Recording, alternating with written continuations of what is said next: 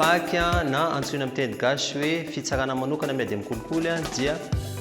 fitsarana izay natsangana tamin'ny alalan'ny lalana 2016-021. Izy dia maefa hanenjika, hanadiady ary tsara ny fandakan-dalàna rehetra momba ny kolikoly sy mitovy aminy. Izy ihany koa dia mbola lazain'io lalàna io fa afaka mitsara ny fandakan-dalàna sasatsasany ara-toekarena sy arabola mba ho fampiarana ny Convention des Nations Unies tamin'ny 9 décembre 2003.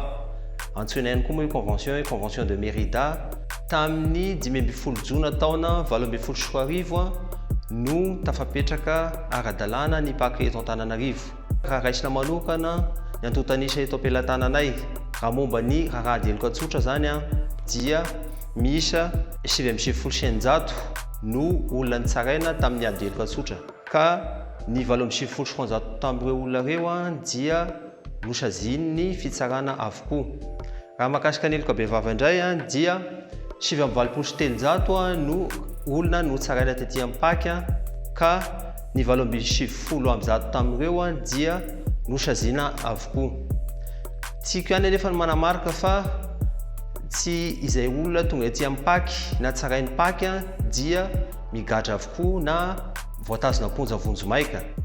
fa misy ihany koa ny olona amin'ireo olona tsaraina ireo dia afaka madiodio na afaka no misalasalana satria tsy meloka izy zany araka ny fitsarana izay natao azy. Ka ankoatra ny fametrahana ny Pâques dia tombosoa azo avy amin'io lalàna 2016-021 io ny fanamafisana ny tanitan-dalàna, fanamafisana ihany koa ny famerenan'ny fitokisan'ny vahoaka sy ny mpandrara ara-toekarena amin'ny fitsarana sy ny hasim-panjakana. Farany raha momba ny Pâques dia tiako ihany manamarika fa na dia teo ara ilay lalàna iraisam-pirenena voalazako teny ambony dia tena nitaky finiavana sy fahasahiana ara-politika goavana tamin'ny mpitondra fanjakana ny fanaovana n'io lalàna 2016-021 io sy ny didisy volana 2019-015 izay mikasika moa ny recouvrement des avoirs illicites. Ka amin'izao fotoana izao dia tsy mamenatra ny miteny fa lasa ohatra aty Afrika sy aty amin'ny Océan Indien ny Madagasikara noho ny fisian'io Pâques io satria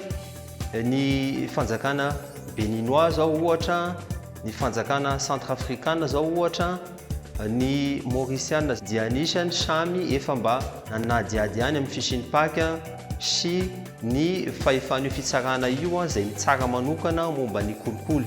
Efa nisy ihany koa tonga teto amin'ny Pâques ny délégation chinois izay nanadiady zareo amin'ny fisiany sy ny fahefan'ny fitsarana Pâques mitsara ny fandakan-dalàna ara-toekarena sy arabola satria any amin'ireo firenena izay voalazako teo ireo dia ny fitsarana tsotra daholo no mitsara ny ady amin'ny kolikoly.